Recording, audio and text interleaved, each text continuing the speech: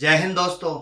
कैसे हैं आप सभी लोग। आशा करता हूं आप सभी ठीक होंगे, स्वस्थ होंगे और मौज कर रहे होंगे। एक बार फिर से अपन एक नए टॉपिक की शुरुआत करते हैं, क्योंकि ये पुराने टॉपिक से ही रिलेट करेगा। क्योंकि पुराने टॉपिक में अपन ने हार्ट की बात की थी और उस हार्ट के अंतर्गत किस प्रकार से अपन ने ब्लड का प्रवाह किया था, किस प्रकार से अपन ने निलय से ब्लड को महाधमनी के अंदर भेजा था, महाधमनी ने कैसे पूरे शरीर के अंतर्गत उसका वितरण किया था।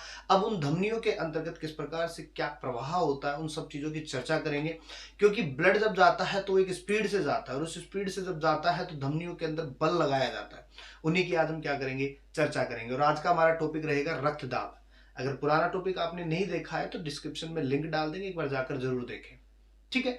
आज हम बात करेंगे रक्तदाब की, रक्तदाब क्या होता है, ब्लड प्रेशर क्या होता है। और ब्लड प्रेशर आपने देखा होगा, सुना होगा, या घर के अंतर्गत बड़े बुजुर्गों के अंदर अक्सर देखा होगा आपने, बीपी की बीमारी होती है, बीपी लो भी होती है, बीपी हाई भी होती है। आज उन सब की चर्चा करेंगे। बीपी हाई किस वजह से होती है, बीपी लो किस वजह से होती है, उसके लिए कितना प्रेशर काम करता है और कम के लिए कितना प्रेशर काम करता है, सारी चर्चा आज इस वीडियो में करेंगे। सारे जवाब आपको मिल जाएंगे। तो हम बात करते हैं, स्टार्ट करते हैं आज अपना टॉपिक। देखो रक्तदाब की अगर हम बात करें तो रक्तदाब होता क्या है, तो देखो सीधी बात समझो, रक्त और दाब, रक्त के ऊपर रक्त द्वारा लगाया गया जो दाब होता है ना, जो दबाव होता है, जो फोर्स होता है, वही क्या कहलाता है, रक्तदाब। अब बात करें ये रक्त किसके ऊपर अपना दाब लगाएगा, तो रक्त किस में जा रहा था, रक्त वाहिनियों के अंदर किस में जा रहा था, धमनियों के अंदर जा रहा था। और उन्हीं धमनियों पर रक्त के द्वारा क्या लगाया जाता है, दाब लगाया जाता है। उसे हम क्या कहते हैं, रक्तदाब कहते हैं। क्या कहते हैं, रक्त दाब कहते हैं। तो हम लिख दिया कि रक्त द्वारा धमनियों की दीवारों पर लगाया गया जो बल है वही क्या कहलाएगा, रक्त दाब कहलाएगा। अब हम बात करें कि रक्त दाब के बारे में सर्वप्रथम किसने बताया था, तो सर्वप्रथम रक्त दाब के बारे में स्टेफन हेल्स ने बताया था। किसने बताया था, स्टेफन हेल्स ने बताया था। और स्टेफन हेल्स ने सर्वप्रथम जो रक्त दाब मापा था वो घोड़ी के अंदर मापा था। किसमें मापा था, घोड़ी के अंदर मापा था। और ये जो रक्तदाब मापा गया था वो सेंटीमीटर में मापा गया था। किसमें मापा गया था, सेंटीमीटर में मापा गया था। अर्थात जब रक्त द्वारा धमनियों पर दबाव लगाया जा रहा था तो उस समय ब्लड जो है कितनी ऊंचाई पर उछला था, उसके द्वारा इन्होंने क्या किया था, मापा था।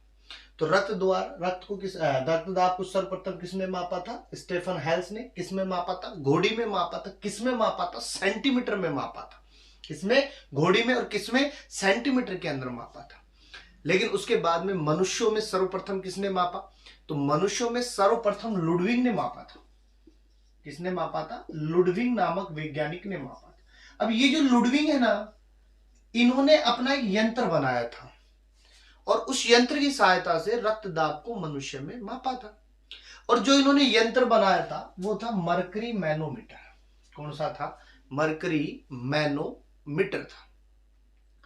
और मनुष्य के अंतर्गत जो रक्तदाब मापते थे वो मरकरी मैनोमीटर द्वारा ही मापते थे। और बहुत बार उन्होंने अपना एक अच्छा योगदान भी दिया था। लेकिन उसके बाद में एक और वैज्ञानिक आए, स्किपियन रिवोरोकी। कौन आए थे, स्किपियन रिवोरोकी आए थे। और ये जो रोकी ने एक नया यंत्र लेके आ गए साहब ने, स्किपियन रिवोरोकी ने एक यंत्र लेके आए। वो यंत्र था स्फिग्मो मैनोमीटर। कौन सा था, स्फिग्मो मैनोमीटर। तो हम ये कह सकते हैं वर्तमान में जो ब्लड प्रेशर को मापा जाता है वो स्फिग्मो मैनोमीटर की सहायता से मापा जाता है। स्फिग्मो मैनोमीटर जो होती है पेटी नुमा संरचना होती है, उसके अंदर वो पारा लगा होता है, कुछ आंकड़े लिखे होते हैं और उन आंकड़ों के ऊपर कई प्रकार की पोजीशंस लिखी होती है। और उन्हीं आंकड़ों के द्वारा उसी पारे की स्थिति को देख करके हम डिसाइड करते हैं कि रक्तदाब कितना होता है। तो वो किसने बताया था, स्किपियन रिवोरोकी ने। कौन से यंत्र के द्वारा मापते हैं, स्फिग्मो मैनोमीटर के द्वारा। और स्फिग्मो मैनोमीटर के द्वारा जो आंकड़े आते हैं वो बिल्कुल सटीक आते हैं। इसके अलावा बाकायदा अन्य किसी डिजिटल मशीन से जो ब्लड प्रेशर नापते उसमें 19-20 हो सकता है, लेकिन स्फिग्मो मैनोमीटर के द्वारा मापा गया जो ब्लड प्रेशर होता है वो बिल्कुल एक्यूरेट होता है। कोई भी 19-20 नहीं होता, किंतु परंतु नहीं होता है। एकदम सटीक जवाब जो देता है या सटीक आंकड़े जो पैदा करेगा वो कौन करेगा, स्फिग्मो मैनोमीटर करेगा।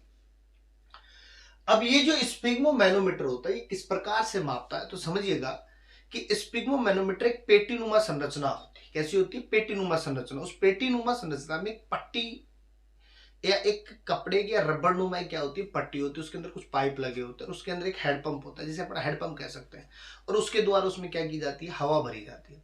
तो क्या किया जाता है, पट्टी को दाहिने हाथ में बांध दिया जाता है। कौन से हाथ में? दाहिने हाथ में बांध दिया जाता है, और उसके बाद में उसमें हवा भरी जाती है। जब वो हवा भर जाती है, और हवा तब तक भरी जाती है जब तक कि धमनियों के ऊपर रक्त का दाब ना लगे, और उसे पूर्ण रूप से पारे को ऊपर चढ़ा दिया जाता है। और उसके बाद में स्टेथोस्कोप लेते हैं। क्या लेते हैं? स्टेथोस्कोप, यानी आला लेते हैं, आला कह सकते हैं। स्टेथोस्कोप लेंगे, स्टेथोस्कोप को जहां पर पट्टी बांधी तो उसके जस्ट नीचे क्या किया जाता है, उसको लगाया जाता है, और उसके बाद में स्टेथोस्कोप के अंदर एक ध्वनि सुनते हैं। और जब वो स्टेथोस्कोप लगाते हैं तो ध्वनि किसी प्रकार की नहीं आती, लेकिन जैसे जैसे उसके अंदर एक घुंडीनुमा संरचना होती है, जैसे जैसे उसको घुमाते जाते हैं, और घुमाने के बाद में धीरे धीरे जब घुमाते हैं तो फिर कुछ देर बाद में एक ध्वनि सुनाई देती है। और वो जो ध्वनि होती है ना, उस दाब को हम कहते हैं सिस्टोलिक दाब। जो पहला जो दाब होता है और जो हमारे पास में आता है घुमाने पर, वो कौन सा होता है? सिस्टोलिक दाब होता है। और उसके बाद में उसे घुमाते जाते हैं, घुमाते जाते हैं, घुमाते जाते हैं, जब तक घुमाते हैं जब तक कि ध्वनि सुनना बंद ना हो जाता है।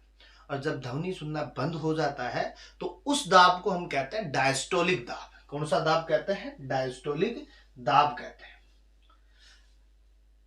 अब ये स्थिति जो होती है रक्त दाब की होती है कि इसमें अपने पास में सिस्टोलिक दाब इतना है और डायस्टोलिक दाब इतना है।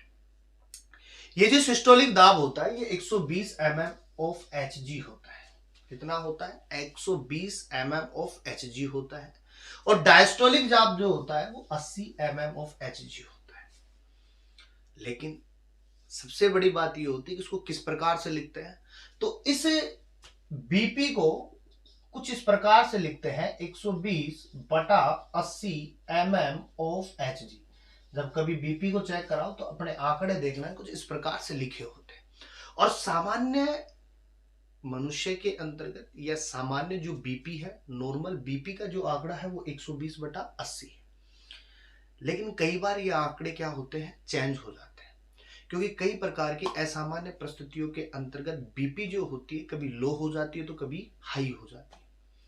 और हाई और लो के अंतर्गत बीपी के आंकड़े क्या होते हैं, चेंज हो जाते हैं। और इन्हीं आंकड़ों के आधार पर बीपी को दो भागों में बांटा गया है। एक होता है उच्च रक्तदाब, हाई ब्लड प्रेशर, और एक होता है निम्न रक्तदाब, low blood pressure. High BP और लो बीपी, इन्हें हम दो प्रकारों में बांट सकते हैं, हाइपरटेंशन या हाइपोटेंशन। ज्यादा है तो हाइपरटेंशन और कम है तो हाइपोटेंशन। अगर सिस्टोलिक दाब जो है 150 mm ऑफ Hg तक पहुंच जाता है, अगर सिस्टोलिक दाब 150 mm ऑफ Hg तक पहुंच जाता है तो उसके अंदर ब्लड प्रेशर जो है वो क्या होता है, हाई होता है। या हम कहते हैं 130, 140, 150, जैसे जैसे चढ़ता जाएगा वैसे वैसे बीपी क्या होती जाती है, बढ़ती जाती है। और ये जो बीपी होती है वो अक्सर देखो नमक की ज्यादा मात्रा लेने पर बढ़ती है। इसके अलावा मोटापा, इसके अलावा धूम्रपान, और इसके अलावा मानसिक तनाव। क्योंकि मानसिक तनाव जो होता है बीपी का एक मुख्य कारण माना जाता है। और इस मानसिक तनाव के अंतर्गत इतना ज्यादा आदमी डिप्रेस्ड हो जाता है कि ब्लड सर्कुलेशन जो होता है बहुत तेज बढ़ता है। और उस समय वहां पर क्या देखने को मिलती है, हाई बीपी देखने को मिलती है। या अक्सर आप देखना कोई गुस्सा करता है तो उस समय उसका ब्लड प्रेशर क्या होता है, ज्यादा होता है। तो कई बार लड़ाइयां हो जाती है और लड़ाई के अंदर जब गुस्सा होता है आदमी, जो पूर्ण रूप से आग बबूला हो जाता है, उस समय अपन कहते हैं भाई बीपी बढ़ेगी भाई, कम होना। तो वो इसीलिए कहते हैं क्योंकि जब उस समय लड़ाई होती है तो तनाव क्या होगा, ज्यादा होगा, मानसिक तनाव बढ़ता जाएगा। और लड़ाई होती है तो उस समय बीपी क्या होती है, बढ़ जाती है, क्योंकि ब्लड सर्कुलेशन क्या होता है, तेज होने लग जाता है। समझ रहे हो बात को? तो उस समय अपन बीपी नापे तो हाई बीपी ही दिखाई देगी, ना कि लो बीपी दिखाई देगी। तो मोटापा हो गया, NaCl की मात्रा हो गई, इसके अलावा धूम्रपान हो गया, इसके अलावा मानसिक तनाव हो गया, ये सब हाइपरटेंशन के क्या होते हैं, लक्षण होते हैं। और हाइपरटेंशन के लिए एक वॉल्यूम जो है वो क्या है, 150 mm ऑफ Hg। कितनी है, 150 mm ऑफ Hg। इससे ऊपर भी जा सकती है, 140, 150 का जो बीच का आंकड़ा होता है वो हाई बीपी के अंतर्गत गिना जाता है। वही हाइपोटेंशन के अंदर हम बात करें तो हाइपोटेंशन में भी सिस्टोलिक दाब की ही बात करेंगे, और ये जो सिस्टोलिक दाब होता है ये 100 mm ऑफ Hg के अंतर्गत बात करते हैं। अगर सिस्टोलिक दाब 100 mm Hg तक पहुंच जाता है, धीरे धीरे लो होता जाता है, और वो जो लो स्थिति है जैसे 120 से डाउन आएगा 110, 105, 100, 95, ये जो आंकड़ा है ना ये किसको दर्शाता है? हाइपोटेंशन को, लो बीपी को दर्शाता है। और अक्सर ये याद रखना, अगर सिस्टोलिक दाब कम होता जाता है और ये जो सिस्टोलिक दाब है 70 से 80 के अंदर पहुंच जाता है तो उस समय इतनी बेचैनी होने लगती है कि व्यक्ति की मृत्यु भी हो सकती है, क्योंकि ये जो दाब होता है वो बहुत कम हो जाता है, और उस कम स्थिति के अंतर्गत व्यक्ति को बहुत बेचैनी होती है, और उस बेचैनी की वजह से व्यक्ति की क्या हो सकती है? मृत्यु भी हो सकती है। ये कह सकते हैं कि जैसे जैसे हाइपोटेंशन की स्थिति पैदा होती है उसमें व्यक्ति की मृत्यु के चांसेस क्या होते हैं? ज्यादा हो जाते हैं। तो इस प्रकार से अपन हाई बीपी और लो बीपी की भी क्या कर सकते हैं? बात कर सकते हैं।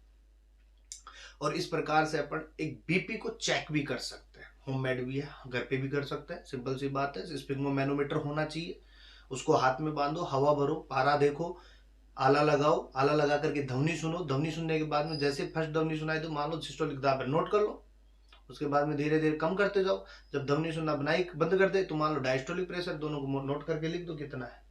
और इस बीपी को अपन किलो पास्कल में भी लिख सकते हैं, और किलो पास्कल के अंतर्गत 16/11 होता है।